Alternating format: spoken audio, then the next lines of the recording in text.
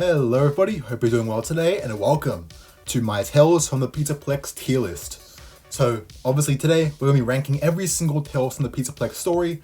I recently just finished every book in the series. I didn't read the epilogues, so I'm not going to be including those in this video, but I will be including every single story from all the books. And there is also the monster story here, which was a scrap story, which was a Walmart exclusive. And we don't have Walmart in Australia, so I wasn't able to read that one. But I haven't really heard good things about it, so I'm not missing out on much.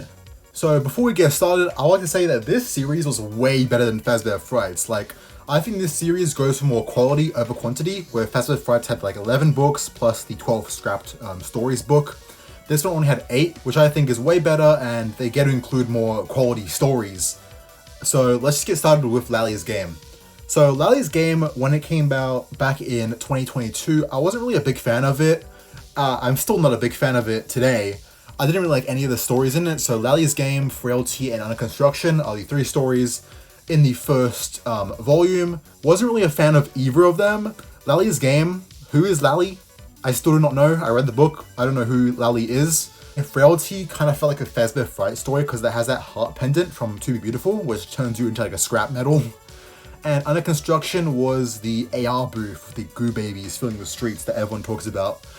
Not a fan of either of these stories, don't like any of them, so they're all going into D tier. Next up, we got Happs, the second book. Happs, the story itself, is going in D tier. Not a big fan of this one either. I will say it's a bit better than the Lally's Game stories, but by not much of a high bar, and that is only a high bar to reach anyway. So it's going in D tier. Not a fan of any of the characters. I will say the setting, like in the tube maze, is pretty cool. It's a pretty creepy setting if you were stuck in there yourself. Got Help Wanted, which is pretty much a prequel to Help Wanted the game, where it talks about Steve Snodgrass, the creator of FNaF 1 through 6 in the canon timeline, about his experience making the games and what Fazbear Entertainment was doing to him, which I think is pretty cool, but I feel like it could have been expanded a bit more. Wasn't really a big fan of this one. It just kind of felt like, oh, Fazbear Entertainment just had to torture another guy. Just the usual Fazbear Entertainment activity, I guess. Next up, we got B7. I think this one was pretty good. It's going in the C tier as well. But it's got a cool idea to it. I like how Billy, the main guy of the story, he like wants to become an animatronic, so he gets like prosthetic limbs and like he tries to become a robot himself, which I think is a pretty cool idea and shows the consequences of that. Where he like at the end of the story he regrets doing all that stuff and he throws himself into a trash compactor. Now I think is where the books start getting really, really good. We have Pressure, which is a really good story. I'll put it in A tier for this one. So this is the start of Somnophobia. Pressure is a really good story. It's about this like guy named Luca, and he goes into the Fazbear Entertainment role-playing section with his friends, and he role-plays as Springtrap, and puts on like a real Springlock suit as well. Like, I don't know why they have a Springlock suit in the role-playing section, but Fazbear Entertainment is just crazy like that, I guess. But he gets Springlocked, obviously. He's just getting like mutilated, and all his friends laughing at him, like he's doing such a great job at cosplaying Springtrap. Wow, he's such a great actor. And Luca's just dying in the corner of the room. Next up, we got Cleithrophobia. B tier story, pretty good. I enjoyed this one. Pretty average as well. It's about this guy named Grady. He is fixing the tubes in the Blura's Fitness and Flex, which is a brand new area. Same with the role-playing area. It was a brand new area. A lot of brand new areas in this book series that aren't in the actual PizzaPlex. Maybe they got taken out in the actual canon timeline. If you think Tales is canon. Blura's Fitness and Flex, tube maze. He crawls inside the tube maze. Blura is there to like help anyone out if they get stuck.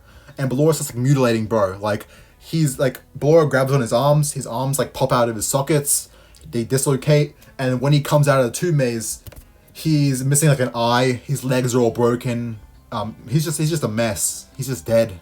But actually, he's not dead, because when his co-workers come in the like couple hours later, he's still alive, and they just kind of leave him there, which pretty bad co-workers, I'll be honest. But yeah, this one is a pretty good story, pretty brutal. Like, I don't think Grady deserved that death.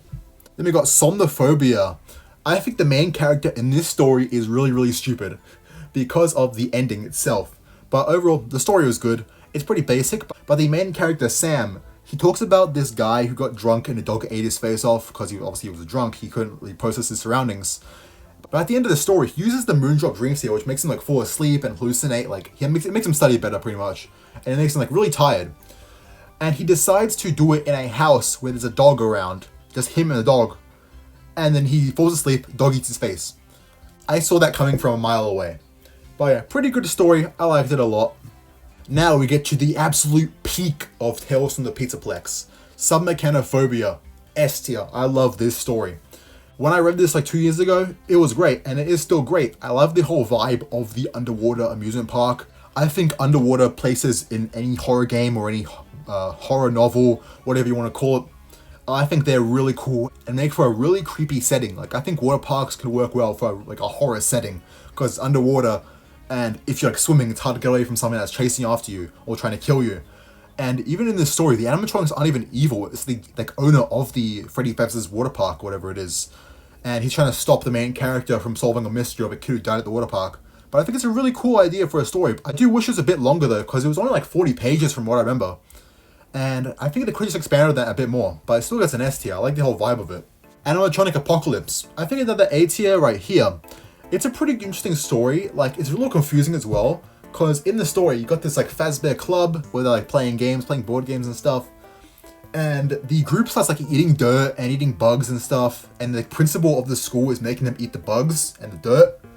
I don't know why.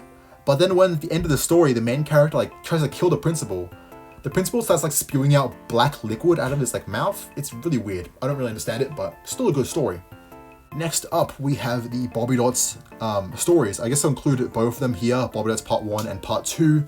Both are really good. I know you're probably not expecting a story called The Bobbiedots to be a good story and like about FNaF, but I think it was a really good horror story, and it has like a really good theme to it, like a good plot. So like in the Fazplex towers, like apartment buildings for the workers of Fazbear Entertainment, there's these Bobbiedots. They're like holographic AI assistants, and they can help around the house, like maybe like turn on the tap for you, or like give you like some tips on how to cook food and like health tips. And at the end of the story, well, in Part 2, the main character Abe, he realizes that in his attic of the of his room that he's in, there are the Gen 1 Bobbiedots. The ones on the like screens and around his apartment are the Gen 2s, and the Gen 1s are trying to attack him. Well, he thinks they're trying to attack him, and they're all destroyed. It's the one on the front cover. The one on the front cover of the Bobbiedots Conclusion is the Gen 1 version of Gemini. There is Rose, Gemini, and Olive. The one on the front cover is the blue one, Gemini, and they like try to attack him while he's like in his apartment. And it's a really good twist, because at the end of Bobbiedots Conclusion, it's revealed that the Bobbiedots Gen 2 ones, the ones on the screens, those are actually the evil ones, and the Gen 1s are just trying to help him out. Like, the Gen 1s rip him up because they're trying to just help him out. They're all destroyed and stuff, so they can't really help him properly, but they are trying to help him still. I think it was a really good story. I enjoyed it a lot.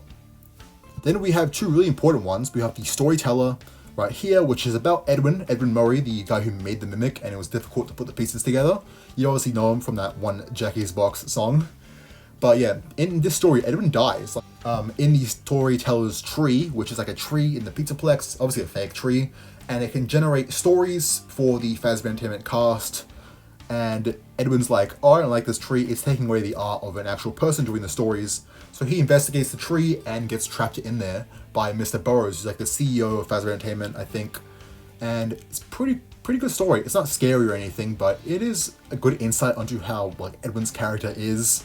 Next up, we have GGY, another S tier. I think the whole Bobbiedots Conclusion book, with Bobbiedots Conclusion, Storyteller, and GGY were all really good stories. I liked all of them. GGY is about Gregory, like from Security Breach, and it gives him some insight onto who Gregory is, like what is he doing in the PizzaPlex, because like the main character is trying to figure out who GGY is. We obviously know GGY is Gregory. It's abbreviated for Gregory, and the main character has to steal like badges around the PizzaPlex, try to find out who this guy is, and it turns out that Gregory is the one who killed all those therapists from the CDs from Security Breach, and that he is Patient 46, which big lore drop right there. We have Nexie right here. I say this is an A tier story, pretty good. I did not remember much of it because it was kind of forgettable, but it is a good story from what I remember. It's like about this doll named Nexie, obviously, and she gets destroyed while being made at the PizzaPlex. And she, from what I remember, at the end of the story, that the girl who owns the doll, Astrid, gets like mutilated by Nexie, which Nexie needs to calm down. Like, she did not have to do all of that. But I feel bad for the main character. She didn't deserve that death. A lot of FNaF characters in the books don't deserve the deaths that they actually get. Next up, we have Drowning, which this one takes place in the VR booth in the PizzaPlex. And it's about this girl, I don't remember her name. It's been a while since I read some of these stories, so I don't remember them. Forgive me for that. But it's about this girl who gets trapped in the VR booth, and she's in the VR headset, and she's at like an abandoned water park. It's very liminal. It reminds me of liminal spaces, if you know what those are. And she sees this like girl who's like stuck in the VR booth as well, and she's like got like black hair. She's like all pale. She's like all grey and black. It's really weird, like a ghost pretty much. Now next up we have the best story in Tales from the PizzaPlex. We have The Mimic. The Mimic! Yes, The Mimic. This is pretty much the prequel to Secret of the Mimic, the game itself. Well, we haven't seen Secret of the Mimic yet, because we haven't hasn't released yet. But this is pretty much the prequel to that, because we've got Edwin making the Mimic, David getting hit by a car, you know, the whole Jackie's Box whole idea at this point. But this shows the Mimic being created, Edwin's whole life pretty much. And you've got the Mimic like killing all the Fazbear Entertainment workers that come into Edwin's factory. And we might see those workers in Secret of the Mimic, we don't know yet. But we did see some dead bodies in the trailer, so maybe those are the workers that the Mimic killed. But a really good story, like a really good horror story about the Mimic. Like it's scary as well, because like if you were in the Edwin's factory, it'd be terrifying. You got this Mimic thing running around, like killing all your coworkers, and you don't know where it is because it hides inside of costumes. It's really scary, but it is a really good story. I love it a lot. Now we've got Tiger Rock, the book itself, and the story. I think it's a B tier. Pretty good story, another one in the VR booth, but I feel like this one was a little too short. It was also really weird as well, because like the guy in the story, Kai, he goes in the VR booth, and Tiger Rock is there. It's like from the future, and Tiger Rock starts like attacking Kai. Like he starts chasing after him. He like hurts him in the VR booth, which is strange. And at the end of the story, Tiger Rock rips off Kai's arms. For some reason, I don't know why. Maybe it's the Mimic thing, because the Mimic rips off arms and legs. Then we got the Monty Within, which I think is an A tier story. I like this one a lot. It's pretty funny as well, not really scary, but the guy, the story Kane, he gets Monty in his brain, like half his brain is controlled by Monty, half his brain is himself, and Monty's like controlling what he says, and like has his thoughts in his head. Monty like sounds like normal Monty, like rock and roll, like stuff like that. And like Monty's like being mean to people, like he's mean to Kane's girlfriend, which she later just leaves him, which is kind of sad. Like Monty's just being a major asshole in this book. Kane gets his like half his brain cut out, because Monty's like just gets bored of his body. Like Monty literally puts Kane in like a saw so he can get rid of the part of Monty that's in Kane's head. Next up we have Bleeding Heart, which I think this is a C tier story, really boring. Next up we have the final book, we have B7-2. Another C tier story. Same with B7, these two obviously go together. B7-2 I'd say is a worse version of B7, where it's like an aftermath, because Billy actually survived the trash compactor, and he's now living with his grandma, but his grandma has like talking with the animatronic side of Billy. Like he got the animatronics removed from him, so now the animatronic is a sentient thing, and it's trying to go after Billy, I guess. But it like combines with his grandma, and like it crawls under her skin. It's like really weird. I don't like this one. Next up we have a really boring story, Alone Together. This one is about this guy. I literally don't remember his name because it was that boring. But he makes this like cabinet about Son from the PizzaPlex, and it turns out that he's been dead this entire time, and his body is in the cabinet. Now we got our final story, Dittophobia, which is another S tier. This one is really good because it's all about FNaF 4 pretty much. It's pretty much the FNaF 4 experiments, and it takes place underground in the Fist Location bunker. Like how we saw on that map from Fist Location, had the FNaF 4 bedroom right next to it. This is where that takes place. So we got Rory, our main character, and he has been locked in this bunker for a whole decade. He was 7, and now he is now 17. So he has been in this bunker, he's been abandoned here, he hasn't showered in a whole decade, but the whole place is all dirty, and he looks around, he finds all the animatronics, the nightmare animatronics, and all these gas tanks, and he finds out that he's been hallucinating this whole time. He's hallucinating all the nightmare animatronics haunting him at night, and they're all just costumes propped up in endoskeletons instead of the actual nightmares. And he walks around, he finds the Sister Location bunker, which is really cool. I like this story a lot. It gives us some more insight about the victims of William Afton, and at the end of the story, it's really sad, because eventually Billy stumbles upon the cassette tape, and it tells him that he has no friends, his family doesn't like him, he was bullied at school, he ran away from home, just like bullying him to stay in the bunker forever, I guess. And he just decides to do that. Really good story, I like this one a lot, very sad, and also very cool to learn about the whole bunker area. So that's going to be it for my Tales from the PizzaPlex tier list. I really enjoyed this book series, like it was really good. I recommend reading it if you haven't yet. Like if you like reading the FNaF books, I'd recommend reading most of the stories here. If you don't like reading like books at all, I recommend reading at least some of these, like The Mimic, GGY, and The Storyteller, even Bobbiedots Conclusion and Dittophobia. Those ones are really good, but that is it for this video. and comment down below what your favorite Tales from the PizzaPlex story is, because I'd like to know. They've got some really good choices here. Like, you might like Submechanophobia, Nexie, the Mimic, B7. You might like Lally's game. I won't judge, but I will judge because that story sucks. So if you enjoyed this video, remember to like, share, and subscribe, and I'll catch you on the flip side. Thanks for watching.